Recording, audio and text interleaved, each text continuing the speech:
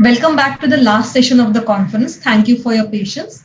We are honored to have Mr. Amarjit Singh, Executive Director, SEBI, Mr. Amit Tandon, Founder and Managing Director of Institutional Investor Advisory Services, and Dr. Punita Kumar Sinha from the Board of Governors, CFA Institute, join us for the panel discussion on how shareholders' interests must be protected. To moderate this session, we have with us Mr. Anil Gilani. Anil is the Vice Chairman of the Board of Directors of CFA Society India. In his day job, Anil is the Head of Passive Investments and Products at DSP Mutual Fund. The DSP Group has a legacy of more than 150 years, making it one of the oldest and most respected financial services firms in India. Anil has been with the DSP Group since 2003, where he previously served as the business head and chief investment officer at DSP BlackRock Pension Fund Managers. Earlier in his career at DSP, he held the risk and quantitative analysis team, providing quantitative research inputs and buy-side credit research on companies across various sectors. Anil has also worked at ILS's mutual funds and SR Bartley Boy, a member firm at EY. Anil is a CFA charter holder, chartered accountant, and holds a Bachelor of Commerce degree. A very warm welcome to Anil and all our panelists. Over to you, Anil. Thank you very much, Nimisha, for the very kind introduction.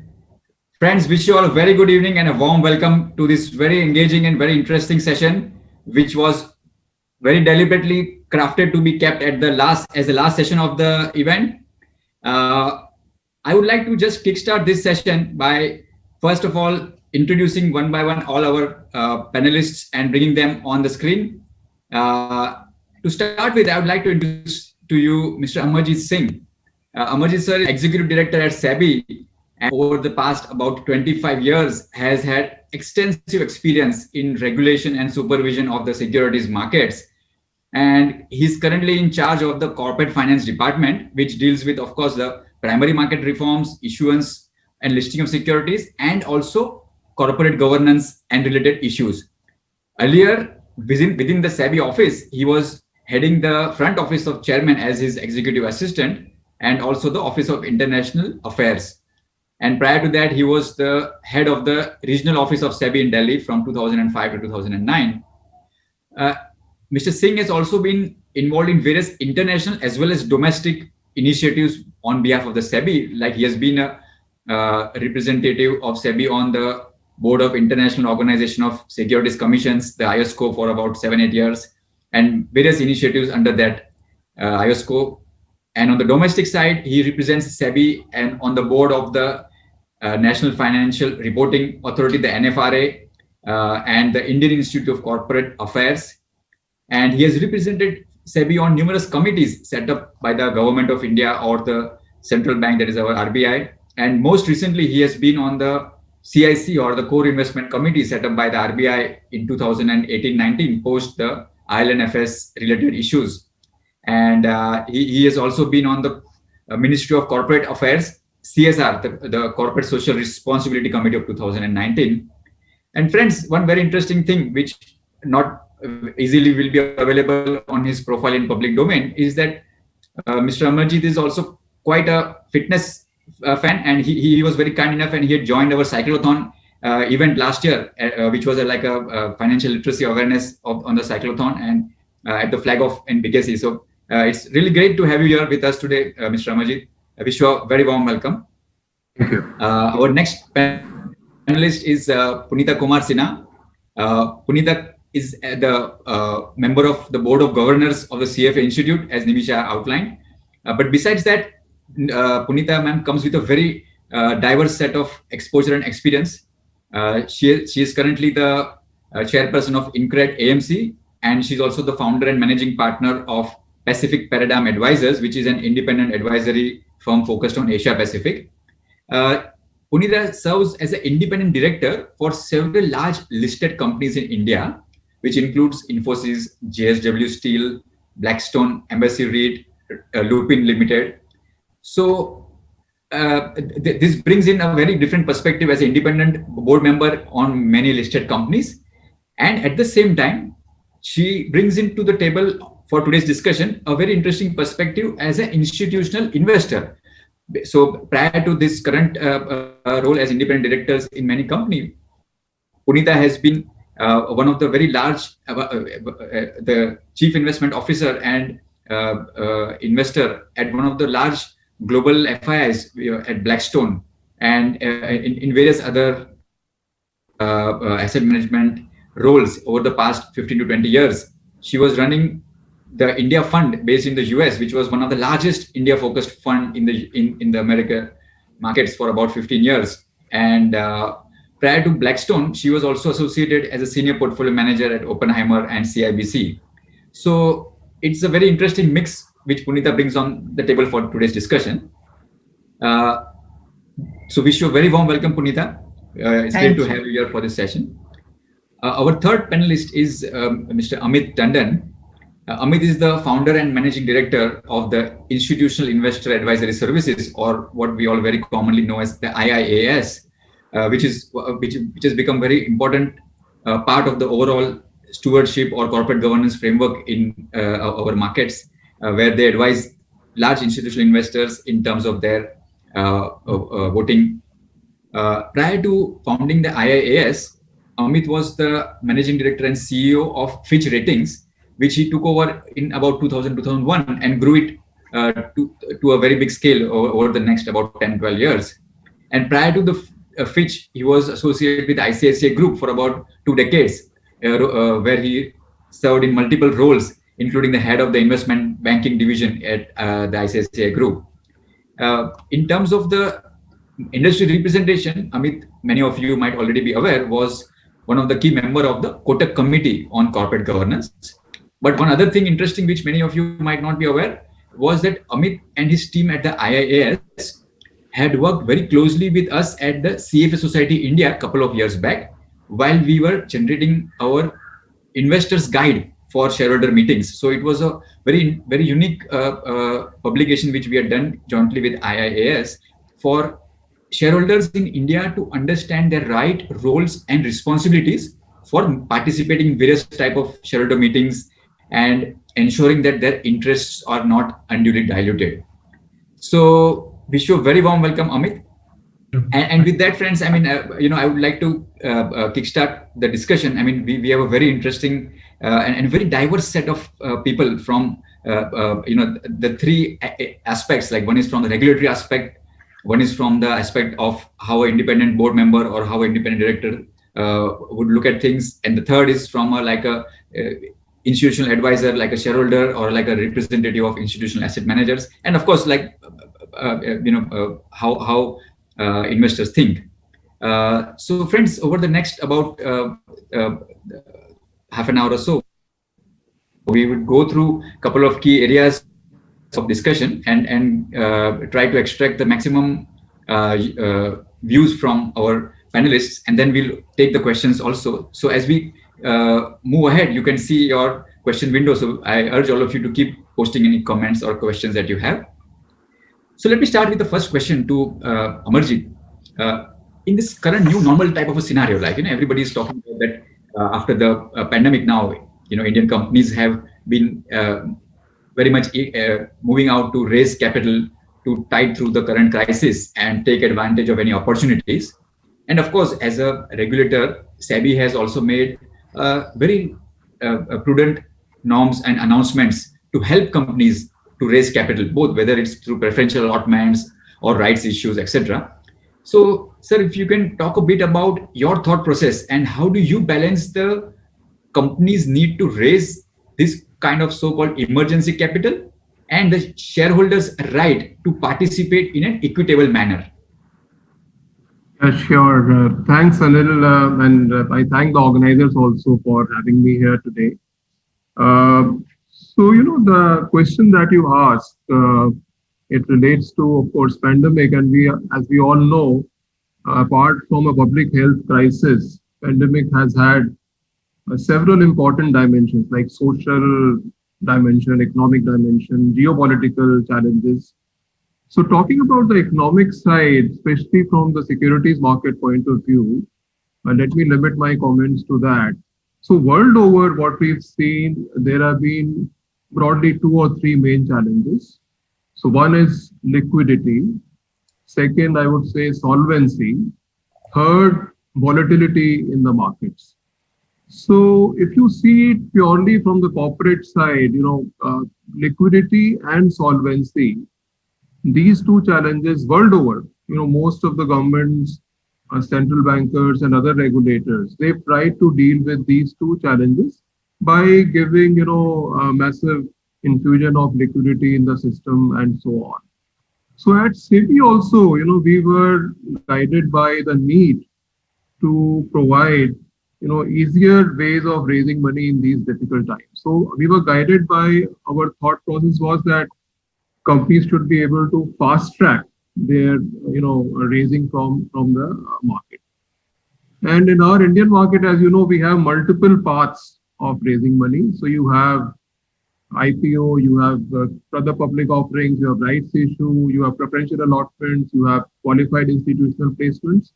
So what we did, we picked up each of these frameworks and we very quickly evaluated which are the areas where we can introduce some temporary relaxations without really compromising on investor protection issues. So that was one aspect. So, we quickly brought about number of temporary relaxations there. We also looked at corporate restructuring side where, you have regulations dealing with takeover regulations, buyback, delistings, and so on. So there again, we brought in some quick, relaxations just to facilitate. Let's say, for example, creeping acquisition limit, that was relaxed, and so on. So we also came up on the solvency side. So we thought that we need a framework where the companies having stressed assets can quickly come out of, in case they want to raise money from the market to deal with their solvency issues, we should be able to help them. So there we actually created a new framework, so to say. So we've given some special dispensation on the preferential allotment side and also on the open offer obligation side.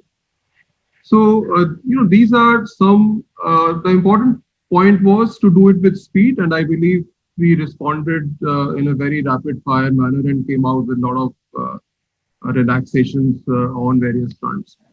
On your second part of your question, in terms of balancing the shareholder needs with other stakeholders. So there, again, as I said, we were, guided by the need to put in necessary checks and balances, not compromising on the core principles of maintaining market integrity, transparency, and so on. One particular area which I can maybe specifically point out in that space would be the rights issue. So in the area of rights issue, which I personally also particularly like because it's a very democratic way of raising money, it's very equitable. It doesn't really compromise on the rights of any shareholders in that sense. So we've introduced a number of reforms which are not just pandemic related, but even otherwise. These are long-term reforms in the area of rights issues, and I can just name a few. Like we have introduced fast track mechanism. It was already there, so we've actually improved upon that. We have removed the minimum subscription requirements of 90%. That is for the first time we've done away with that in certain conditions. We have improved, we have actually cut down on disclosure requirements. We have also,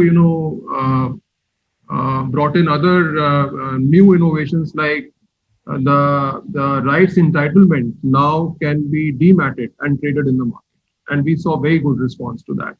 So, so I think rights issues got particularly good traction during this year. And I would like to believe maybe our reforms had something to do with it. Maybe I'll just pause there. I hope I've answered your question. Yes, thank you. Yeah.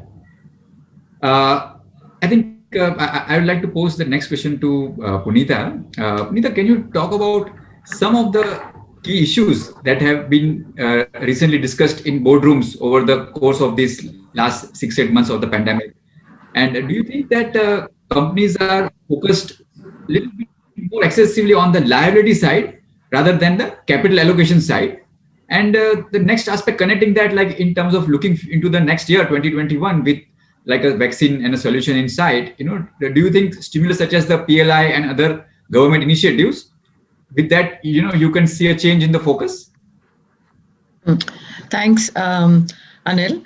As a board member, there has been a lot of discussion in the various boards that I'm on a number of different topics. First, as the pandemic hit, the biggest and the foremost thing that the boards had to focus on and the managements were concerned about was liquidity. As Amarjit said, liquidity was very, very high priority for the boards because the companies weren't sure how long this pandemic was going to last. And based on the 2008 crisis where liquidity had dried up, companies just wanted to be really well prepared so that they have enough reserves to be able to run the business in case business activity comes to a halt in terms of, revenues, etc., and collections. So that was the topic that I think in most boardrooms we were addressing right after the pandemic hit, was how to raise money, how to refinance any liabilities, and how to keep as much buffer as possible. So that obviously was very important. And then the second important thing that was focused on was obviously the HR issue of how you're going to manage not just the safety of your employees, but how you're going to keep the business working. How are you going to do remote working? Or if you're a factory, how are you going to keep the workers coming and keeping, business at least performing at some kind of level? So there were a lot of different, issues at the boardrooms to deal with, and depending on certain businesses, there were different. Every business had its own issue, and I represent different sectors as well on my boards, and so I got to see a lot of different issues. Now, to your question specifically on that, companies were focused on liabilities and not so much on capital allocation. I think to some extent you're right, because I said, the biggest and the most important challenge was that you should have enough reserves so that if business activity falters, that you have enough money to run the business. And when the pandemic hit, we were in March. And so the April board meetings, which was, the fiscal year end, and the capital allocation discussions really happened, the dividend discussions really happened during that time.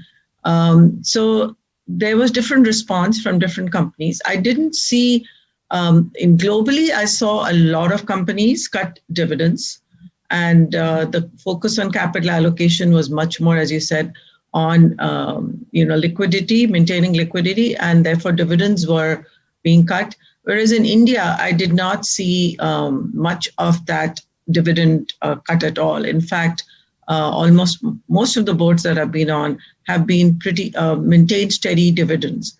And so, and in cases where there was a buyback promise to investors, that was also maintained. So I think in India, generally, I would say that the discussion was that capital allocation should also be given as much priority as some of the other issues. Now, in terms of the boards, obviously have been very, very engaged during this pandemic. We've had many more meetings than we normally have. Doing virtual meetings has made it a lot easier for meetings to get scheduled. So the frequency of the meeting seems to have gone up a lot as well.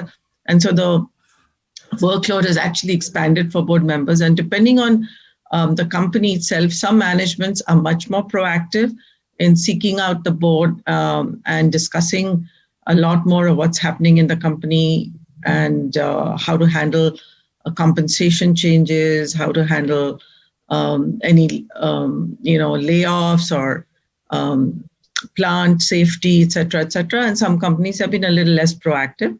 So it has varied across the range of boards that I'm on.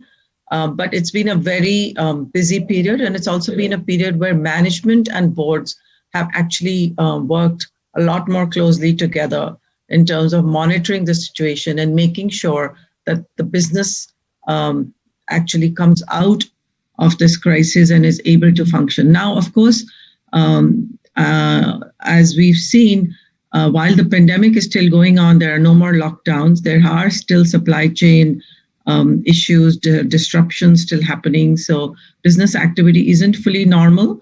But a lot of companies that I'm on the boards of are seeing that businesses are now pretty much back to pre-COVID levels, the business activity.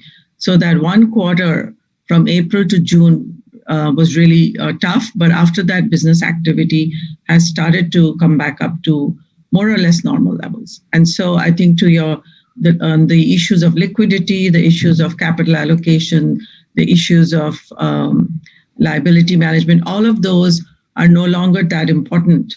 It's more business as usual, and also handling innovation and newer ways of being productive and managing the business on a more sustainable basis. So the government initiatives have definitely helped. Interest rate cuts have definitely helped. And I think all across the world now, there's more of a coordinated effort going on in terms of dealing with this pandemic.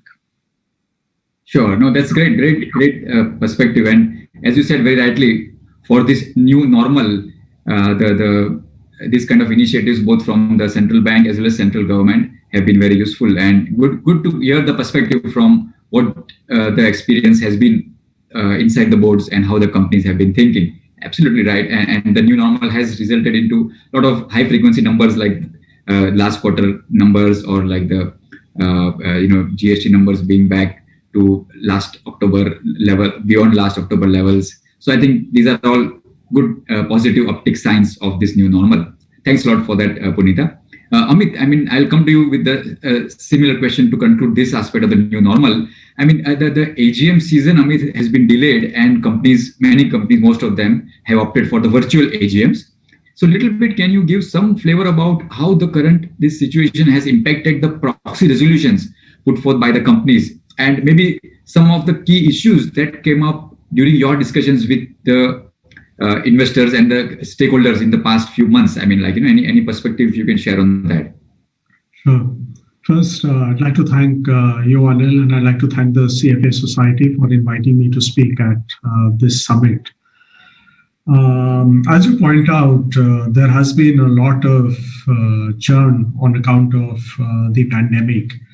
And of course, the most obvious one was the fact that, when the pandemic hit in March, there was some uncertainty regarding what the rules and regulations would be. And given the fact that it was going to become a lot more difficult to do a physical meeting, and we were fortunate that MCA and quickly followed by SEBI, both of them kind of changed the regulations very quickly and allowed companies to have virtual AGMs.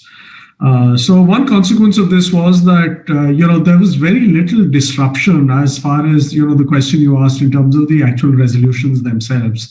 The regular business which the companies actually propose to undertake during the AGM, it is the adoption of accounts, declaration of dividend, appointment or reappointment of directors, fundraising, all of that has kind of pretty much continued as it has in the past. I would, of course, want to point out to a couple of things. One is, the meetings got back-ended, so there was a lot of pressure in the month of September. And just to kind of throw up a number, you had about, for the NSE 500 companies, there were about 311 meetings in September, vis-a-vis 122 meetings in September last year. So clearly, companies couldn't plan. It kind of took them time to say, okay, let's get the auditors inside, let's get the business operations done, and let's get the AGM done. Another interesting observation, when we spoke to companies and asked them, would you be postponing your AGM?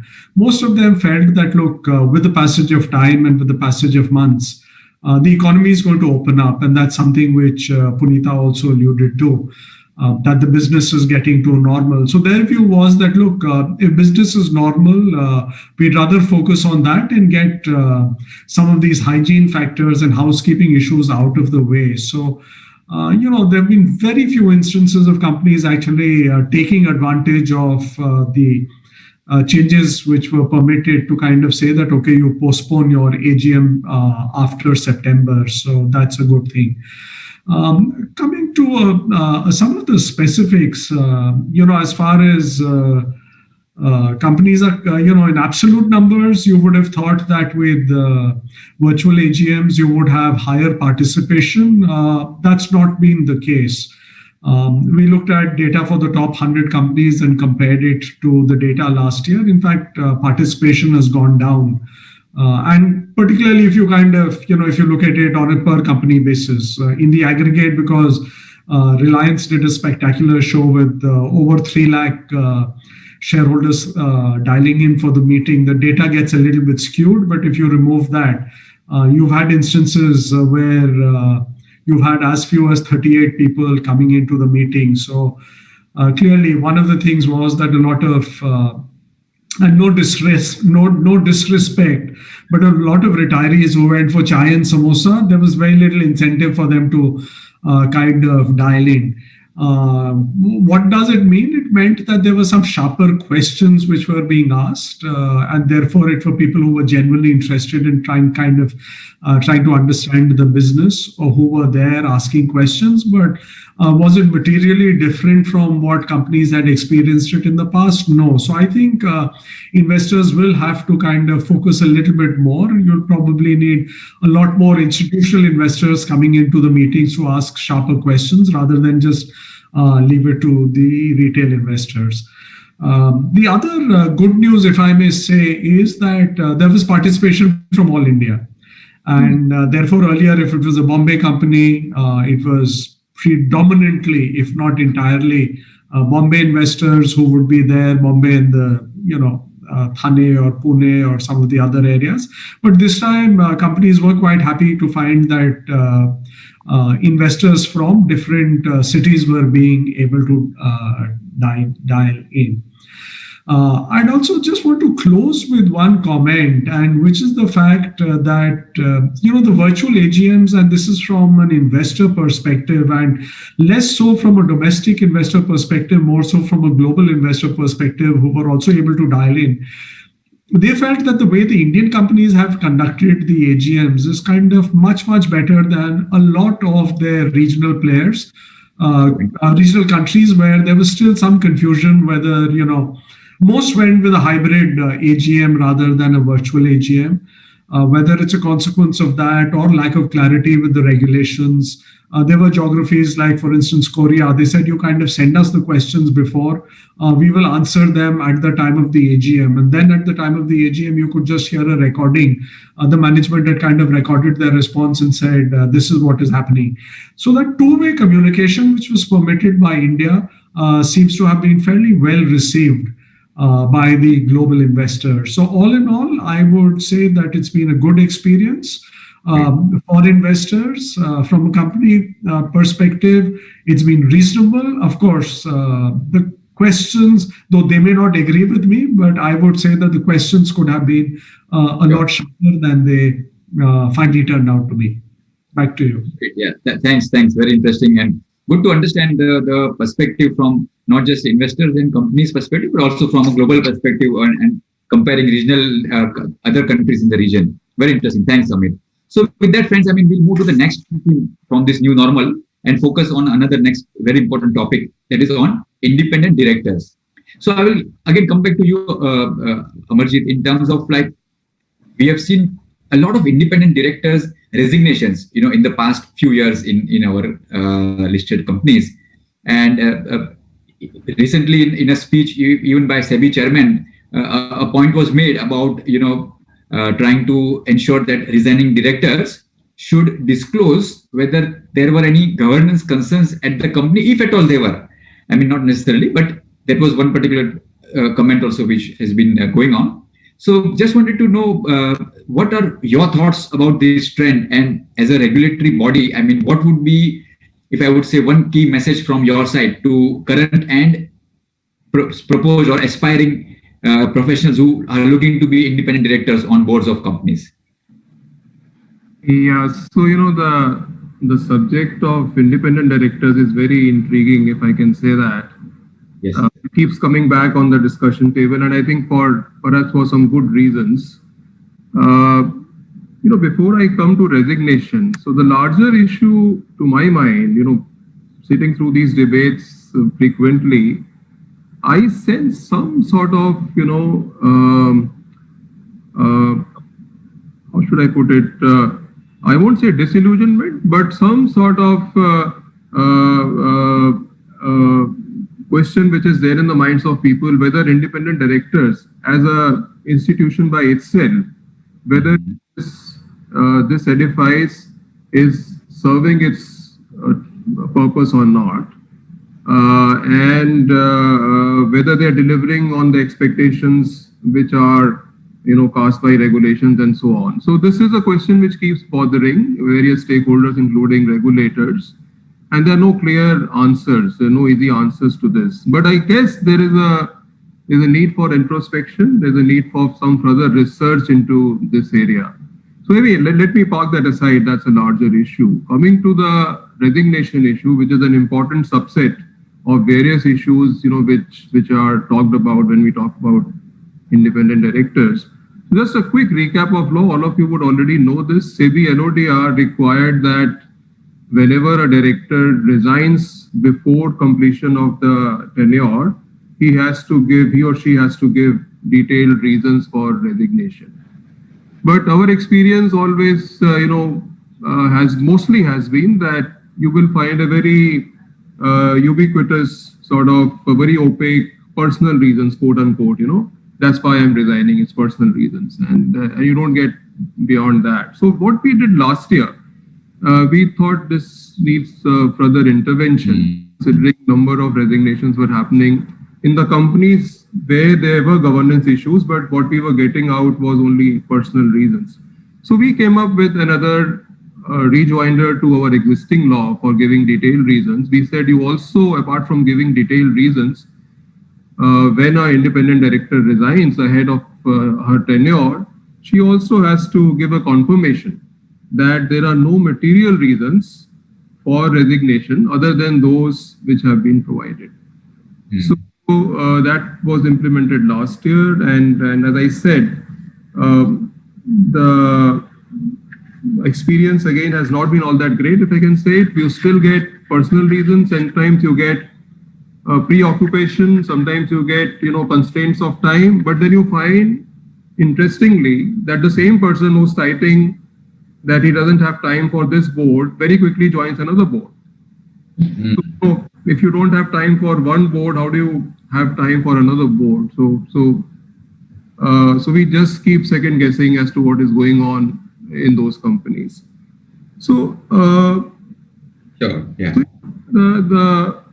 From the point of view of independent directors, that's what I would think. It is expected that whenever they are coming across, what is their role? It goes back to the fundamental issue. If their role is to be a guardian or to represent minority investors, minority shareholders on the board, and make sure that the conflict of interests are, which the controlling shareholders may have, that is minimized or removed, then, if there are any material issues which they see in the boardroom, or if there are any material concerns which they have, or maybe they have some disagreement with the rest of the board on some material issues, I think it is their duty as a representative of those shareholders to highlight when they quit the boards. And I think it also helps, subsequently, if there is any, if the case is very bad and there's some subsequent investigation and so on, at least they can demonstrate that they had raised those issues in the boardroom, and this is what they cited while they resigned from the board. So it's a tricky issue. It's also a cultural issue. A lot of people don't want to, talk about bad things when they are, the things that they see which are not satisfactory to their mind, they don't want to talk about it and so on. But let's not get into that. So as far as resignation is concerned, this is what I have to say. On your second part of message for the aspiring persons who want to join the boards, so you see, it's very simple. If you look at the LODR, it sets out the expectations of the regulators, but it's not just regulators. There are many other stakeholders. In fact, the Companies Act goes beyond the regulators. So the what I would like to perhaps emphasize is there are principles in the LODR regulation which are very high level, but which basically just say that do the right thing and check against any wrongdoing, very basic fundamental principles. So if you follow those, I mean, in the interest of if we had time, we could go into those, but one could check back into those high level principles which are there in LODR. Yeah. Those are very simple, high level asks, doing the right thing in the right manner and so on. So if you just stick to that, just perform your duty the way it is supposed to be done, I think you should be fine. Yeah. No, thanks. That's very, very, very useful perspective, Amarjit, and a very clear-cut message to both current as well as aspiring independent directors. Thank you very much, sir. Puneet, I'll jump into you very quickly. And you have a very vast experience, I mean, both in India as well in the US, as a board member, currently independent board member, and as a large institutional investors, engaging and dealing with various company boards. So, any suggestions from your side for empowering independent directors?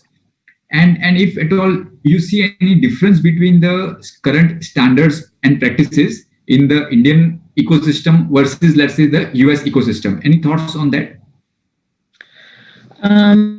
So first, I'd like to say that, the role of the independent director is actually quite broad, but it also, one has to separate it out from the management's role.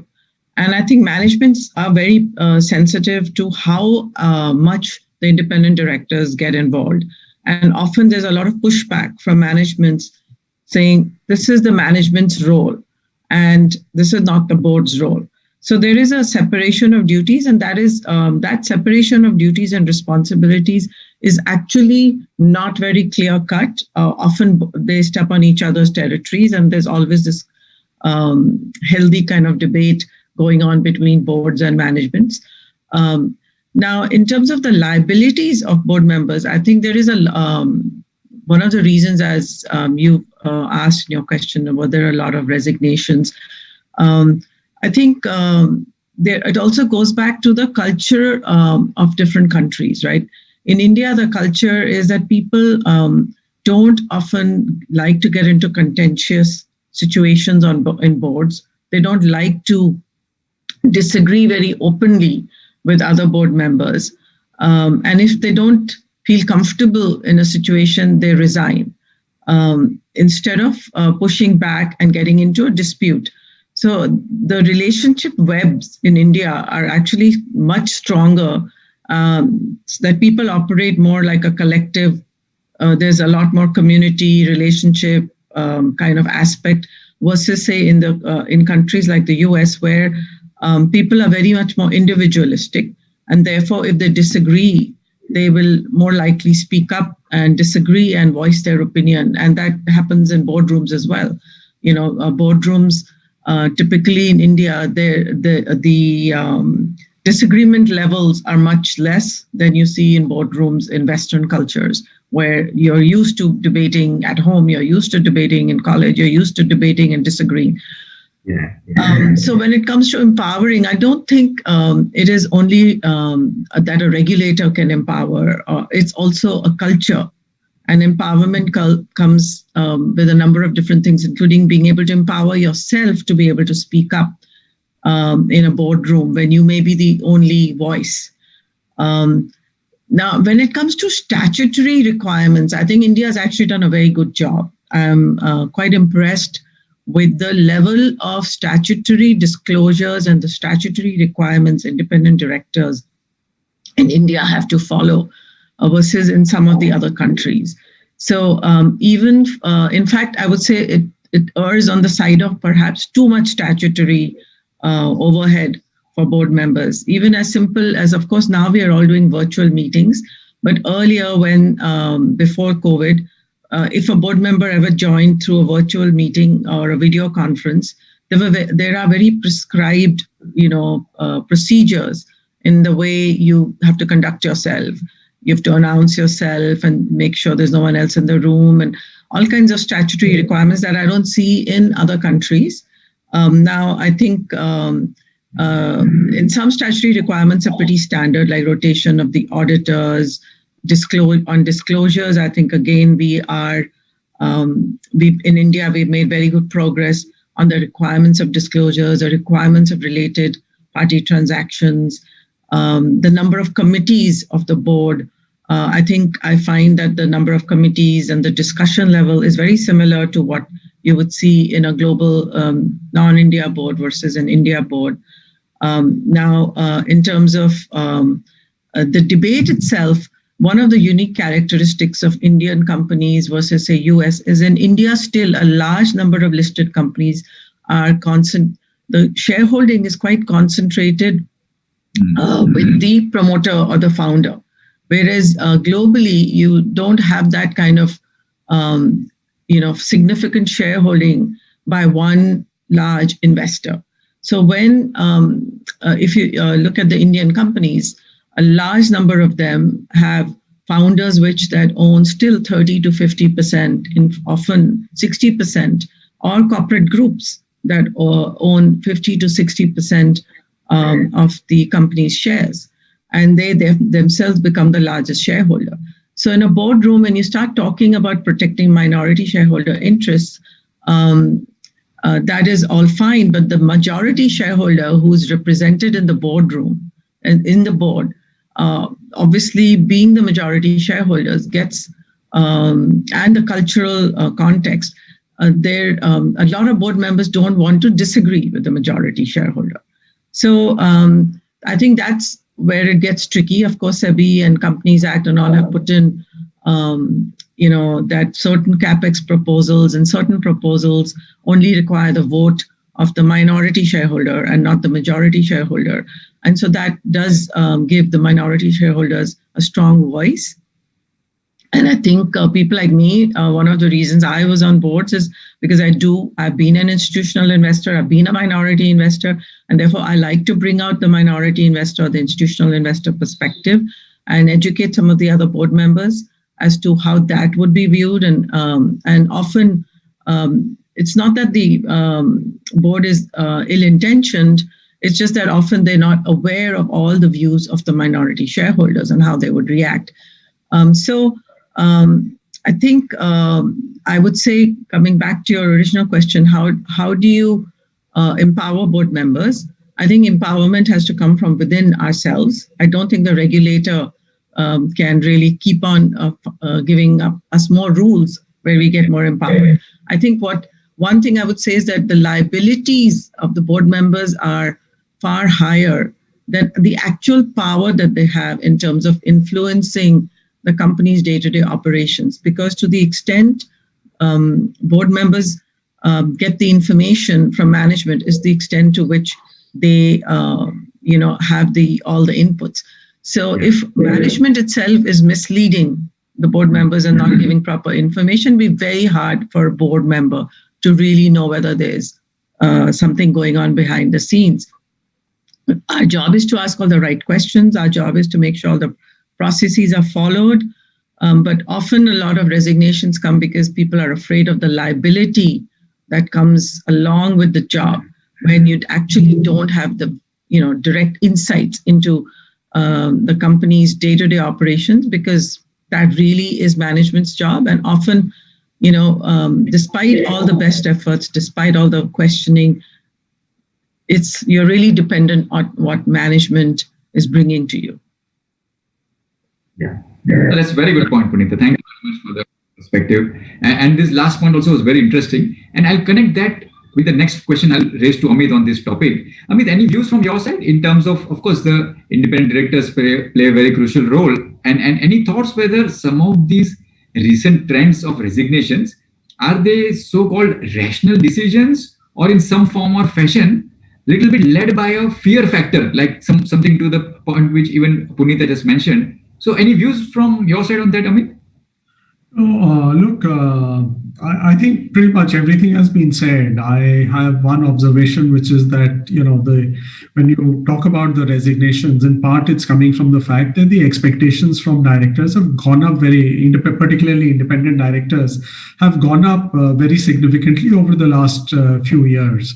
So earlier, the directors themselves were never questioned, but now the moment there is a hint of something not going right in the company, you suddenly have people saying that, oh, who are the independent directors? What are they doing? What are the questions they're asking?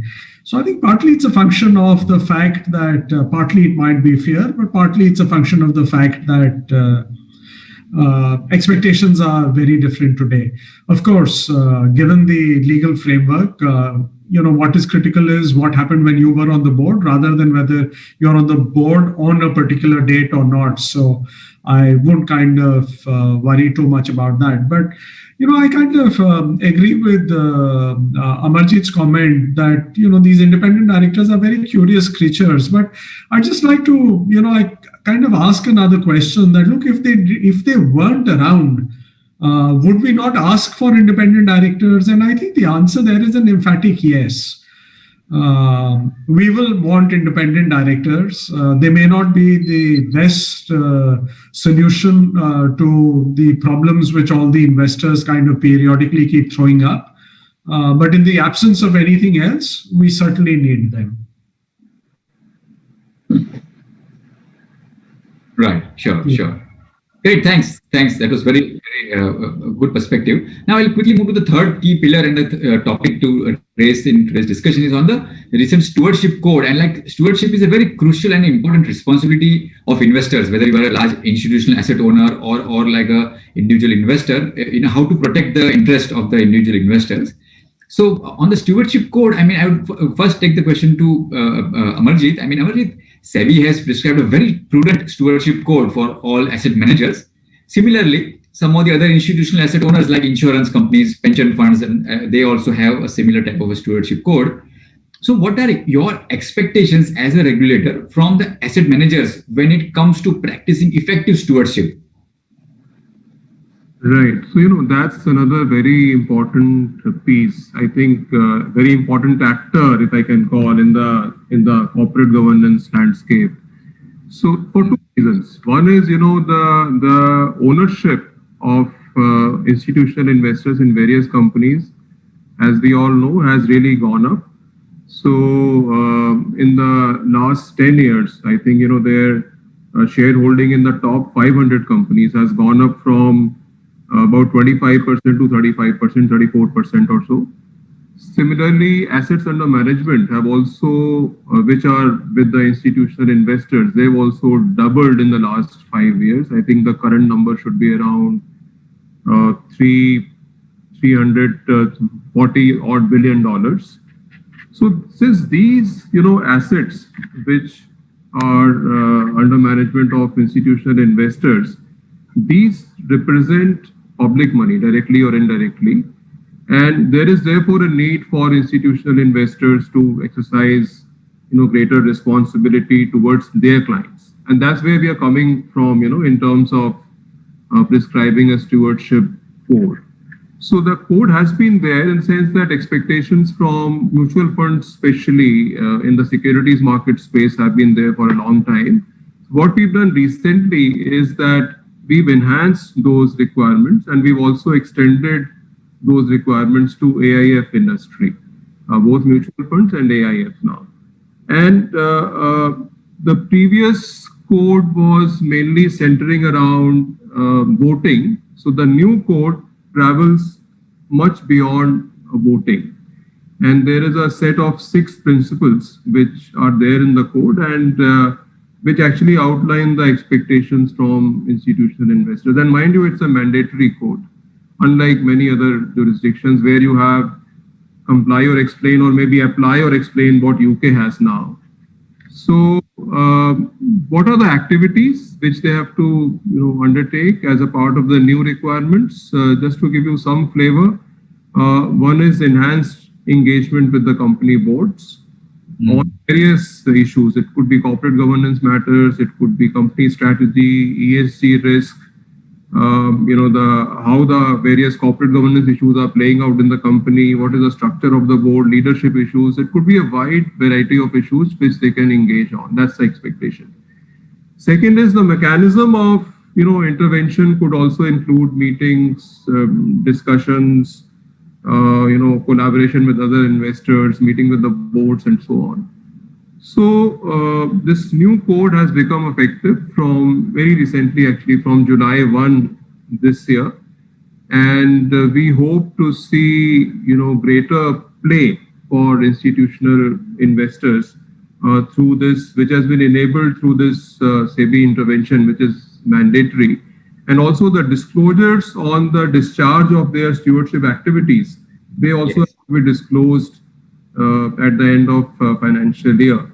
So I think all in all, I see a great potential here in terms of improving the corporate governance in our companies through implementation of the stewardship code. And I think implementation is the key. We've laid out the expectations, but how it is taken forward by institutional investors in both letter and spirit. One, just before I conclude, just one point, there's one principle which talks about monitoring of companies. So, again, that's an important piece, which was not there earlier. So I think all in all, direction of travel seems to be great on this front, and hopefully it should improve our corporate governance landscape. Sure, absolutely. Yeah. I completely agree with that. And as you said, it's a very prudent approach as compared to some of the other jurisdictions globally, that it's a very open principle-based code, and it's a mandatory code to be followed by all asset managers, including mutual funds and AIF asset managers. So I think that's really great and commendable move. Punita, do you see from your perspective, like any changes in engagement from institutional investors with the boards in which you are present, or what do you feel has changed in the recent past after this stewardship code? So I'm actually can speak from both sides, because I've been an institutional investor and still am, and I'm also on the board. So I can talk about it from both perspectives. First, I would say institutional investors have gotten a lot more conscious of their own responsibilities. And one area in particular where I think the end client is driving that change is the mandates themselves are requiring institutional investors to be a lot more conscious of their responsibilities, particularly with respect to proxy voting, and how they're engaging with managements and what they're doing in terms of their own ESG related kind of metrics while investing in a company. And so companies, many institutional investors have set up departments just for proxy voting and departments for stewardship. And it's not generally the fund manager who's doing it, but it's a different group within the institutional investment firm. Now in India, of course, right now the institutional investor market is dominated by foreign investors, but the rest of the market is all mutual funds. And while they are institutional in nature, the end client is a retail investor who's still not putting pressure on the fund managers, or really focusing while allocating money, how the institutional investor or the fund manager is actually using that position to improve the company's governance practices. Now, as a board member on the other side, companies have always been very, at least in India, India is a capital-starved economy. So Indian companies constantly have need for capital, and they also are very focused on meeting investors. In fact, companies are always, if you look at the amount of time they're spending interacting with investors, it's actually very, very meaningful. They're constantly doing conferences and conference calls, and as the market itself has expanded in India, the demands for the CEO's time and the investor relations groups and all have also increased. So those departments are also, having to grow with the demands from investors. But when it comes to boards, boards haven't really started engaging with institutional investors. And in fact, I would say in most companies, that is left to management. Now, in some of the companies that I'm on the board of, we have actually started proactively, even before any stewardship code came into effect, discussing with institutional investors, independent of management, just where the board talks to the institutional investor and more on a listen-only mode and likes to hear what the investors have in mind. What is it that they think about the governance of the company, and what they think are any issues that are concerning them. And so, and this is public information, so I'll mention this, is that Infosys, I think, was one of the first companies that we started this practice, because we had, obviously, as you know, quite a few issues that had come up in board changes, etc., included. And so we started discussing with institutional investors on an annual basis what is it that's on their mind with respect to the company, and take that feedback as an independent observer versus just hearing it from management. Now, that practice hasn't really been followed too much by other boards in India, and though we've engaged with institutional investors in many boards, but in a different way, as where we've asked or conducted surveys of institutional investors. In one of my boards, that's there was, the CEO wasn't doing particularly well, and it was difficult for the, to get the board to act on it. And so once we did this institutional investor survey, we really got more clarity. I mean, the board got a lot more clarity and were able to make the decision to change management. So we are now doing more and more surveys, which then the board gets to review, and that has been very helpful. But of course, I think we are far from. I don't think Indian boards have yet started engaging with institutional investors in any meaningful way. Sure. No, but that's very interesting and very, very, very good perspective you shared about some examples. I think that's going to be very useful and important message for many practitioners and board participants listening to you right now. Thanks for that, Punita. Amit, I'll come to you to conclude on this part on the stewardship responsibilities and the stewardship codes for the institutional investors, both whether it's across asset managers or pension funds or insurance companies. I mean, and how do you see this shaping up in terms of effective stewardship and connecting that with the crucial role that you as IAIS play? I mean, any perspective on how the proxy advisors can play an enhanced role in fostering effective stewardship? In terms of the good point. Yes, please. Proxy advisors in the stewardship. So as I was saying, that we have been instrumental in as far as voting is concerned, and more recently as far as engagement is concerned, and we believe that this dialogue needs to continue. I will kind of just pick up a point which Punita made. One of the things which has been engaging us for some time is how do we get the boards more involved in this discussion? And there is a solution which exists in terms of what the MCA has said. They've said you have a stakeholder empowerment committee, and this is a kind of variation from the shareholder committee which was there, which was earlier looking at dividends not received and shares not transferred, etc. And clearly those issues are no longer very real. And therefore, it's a good opportunity for us to kind of revisit what the roles and responsibilities of the Stakeholder Empowerment Committee should be. And one of their roles should be that, could be that they're spending some time, as Punita said, in the listen mode, meet up with investors, figure out what their expectations are, and take that feedback to the company saying, this is what we want you to do. The other thing, of course, which we can do is, and which we have done, but clearly there is always the opportunity to do a little bit more, is on the advocacy work. As proxy advisory firms, I think we are well placed to do that. We're kind of hearing a lot of what is happening in the market. We should be able to separate the wheat from the chaff and kind of present it to regulators in terms of these are the changes which are needed. So from our side, we've kind of pushed for gender, we've pushed for skill matrices.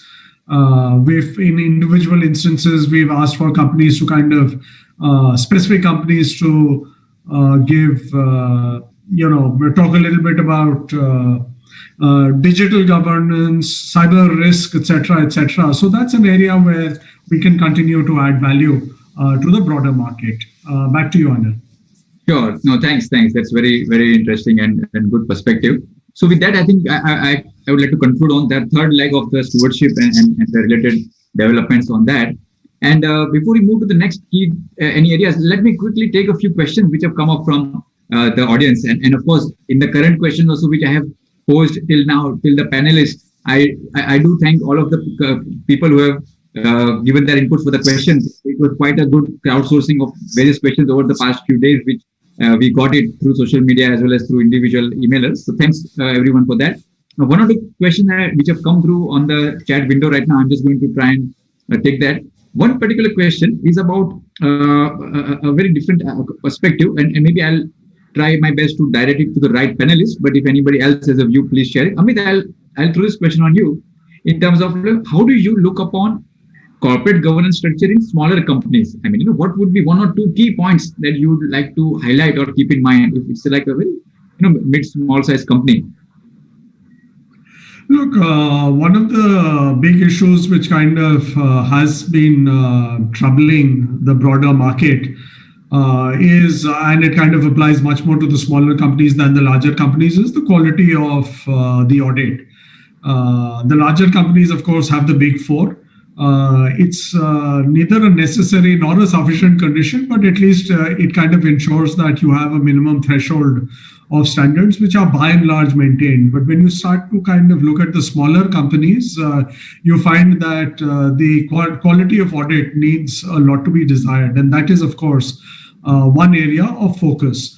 The second is, of course, for the smaller companies, the checks and balances are not that strong, particularly with regard to related party transactions, the structures within the group, and what the businesses do. So in the session before this, Andrew Smith was talking about the fact that, you have to kind of ask the family, what are their other businesses? What are their other interests, and kind of try and build in some checks and balances there.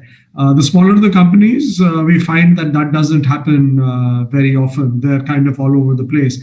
And, our own observation is that when you kind of come to the mid caps and the small caps, the number of family members on boards or in key management position tends to be disproportionate. So it's not unusual to have, a 10-member board, 5 people from the family, 3 people holding office of profits. So if you can kind of find a way of keeping the, reducing the involvement of the family, I think it would be much, much better for some of the smaller companies. Sure. Great. Thanks. No, that's very interesting.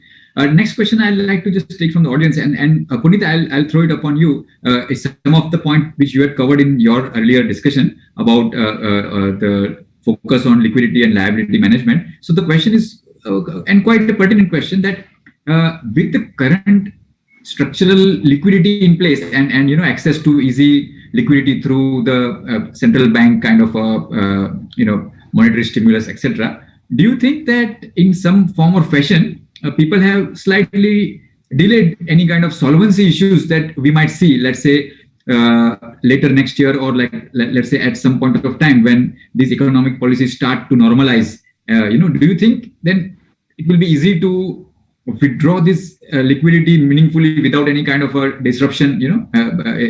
Any thoughts around that? Again, wearing the hat as an investor as well as a kind of a corporate side. I mean, what do you feel about this? Interesting situation of the liquidity versus the solvency issues. Yeah, it affects the companies. Obviously, from both the management perspective, boards, as well as the investors.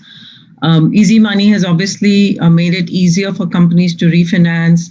Their costs have gone down. The interest costs have gone down, and therefore, the equity markets also reflecting the higher valuation as a result of that.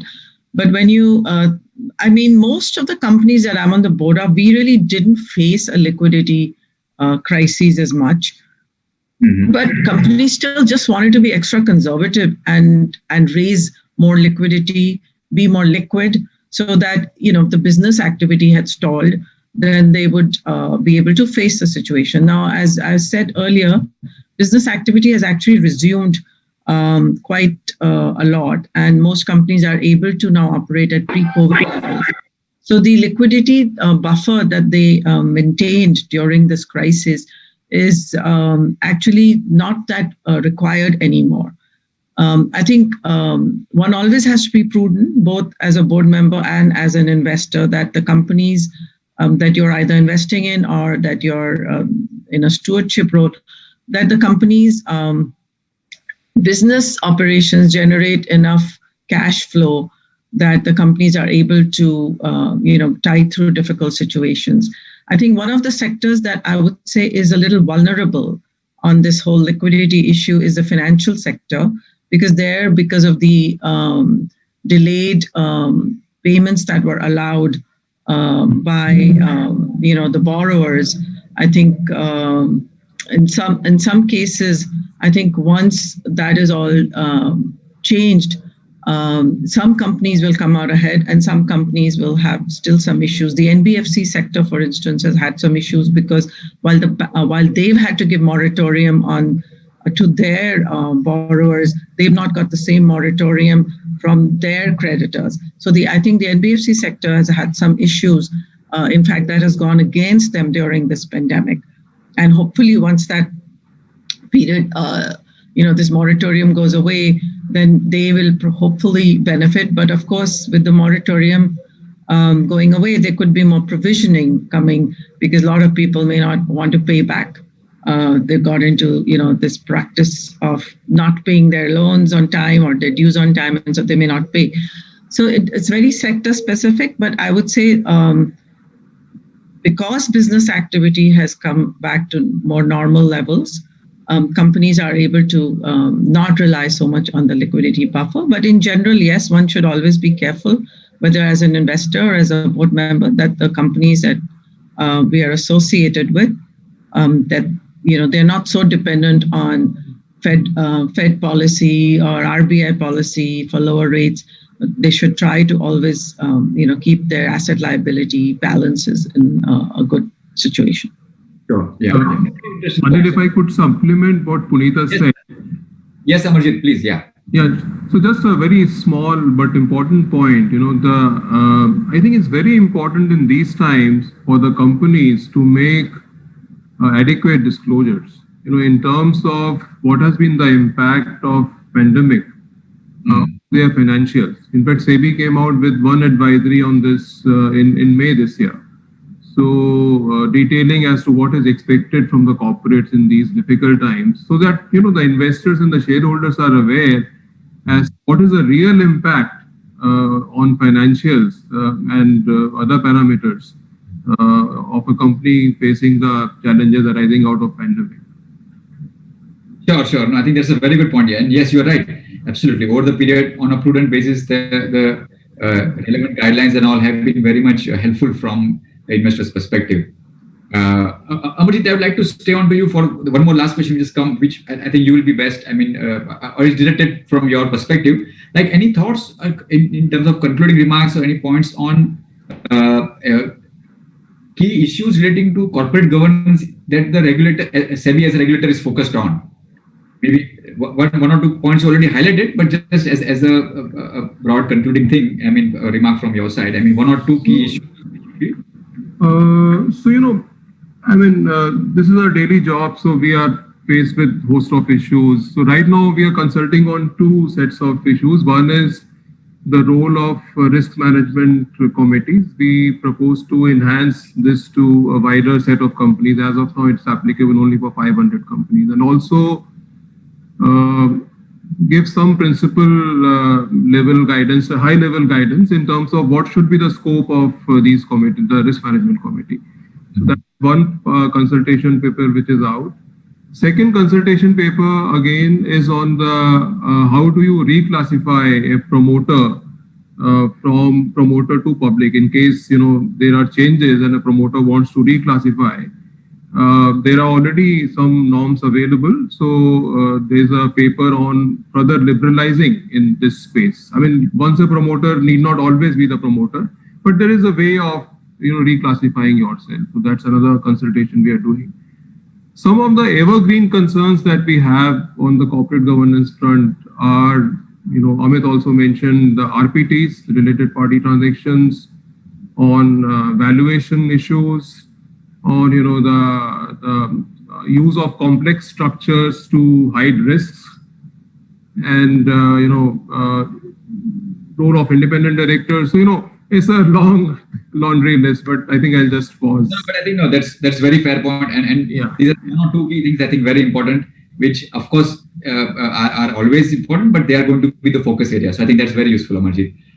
So with that, friends, I think a couple of more questions pending, but we are just touching the exact hour from the time we started. So I'm going to keep the questions for maybe at an ongoing basis. We'll try to collate a lot of these questions and see if we can get some inputs from our panelists and write them in our blog. Friends, as you know, I mean, most of all our sessions are going to be exclusively available as a video recording for all our members and all the participants for the session. And as and when some small updates happen, we will try to incorporate as many questions which might have got left out. But with that, I would like to just conclude with one or two key small things from our side. I mean, as we conclude today's session, the most important discussion which we had today across the past 2 days has been around this aspect, and we got a very interesting coverage from how institutional investors should look at various governance issues, how the regulator is thinking of in terms of their key focus on protecting investors' interest, and how advisors and consultant, as external consultant, proxy advisors and the inputs which come from them are a very crucial pillar for enhancing the corporate governance. So with that, once again, I would like to thank all of you. Amarjit, you've been very kind with your time, always for us, for various activities for CFA Society India. We really appreciate. Amit, of course, you've been a great partner. As I just recalled while introducing you, we started off on this theme of the corporate governance with the shareholder guide. So really appreciate you and all the support from IAIP team. Thank you very much. Punita, it's always really great to see your support to us as CFA Society India, as one of the leaders in the industry, as well as one of the BOG members of the CFA Institute. But it's always difficult to get your time. And also, I would like to highlight to the audience that Punita is currently in Boston time zone. So it's like really early morning her time, but she has been very kind to speak to all of us live from Boston right now. So thanks a lot, Punita, for sharing your very engaging perspectives as a very seasoned, large institutional investor, as well as an independent board member. And to sum up from my side, again, representing a large institutional shareholding management firm in India, I would like to summarize by saying that this is just the beginning. A lot of things which we are seeing in terms of stewardship code and in terms of the oversight by the regulator in a very prudent manner, these are very much the starting points, and all of us collectively need to do much more to enhance the shareholder protection and the core pillar of corporate governance. So with that, I would like to conclude this session and hand it back to you, Nimisha, to take the proceedings to the conclusion. Thank you very much, friends. Thank you very much, Amarjit, Amit, and Punita. I really appreciate it. Thank you.